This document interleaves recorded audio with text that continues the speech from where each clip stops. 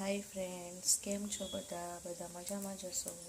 બધાને મારા જય શ્રી કૃષ્ણ। તો આજે આપણે બનાવીશું લચ્છા પ્યાઝ।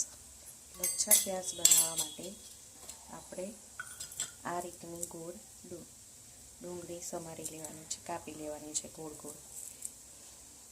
ત્યારબાદ તેમાં થોડું અડધી ચમચી મરચું હશે એ નાખી દેવાનું છે। મેં એક ડુંગળી લીધી છે, અડધી કરતાં પણ ઓછું મરચું।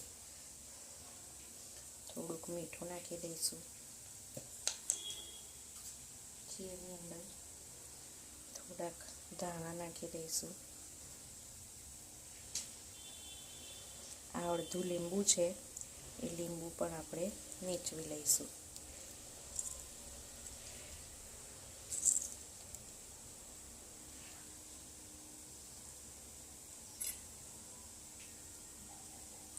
અને આ અડધી ચમચી કરતાં ઓછો છે ધાણા જેનો મસાલો, તે પણ આપણે નાખી દઈશું।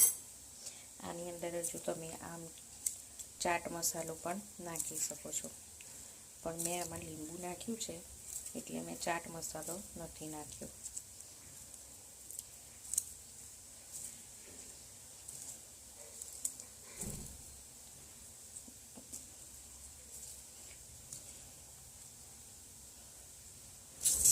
આ આપણા લચ્છા પ્યાઝ તૈયાર છે।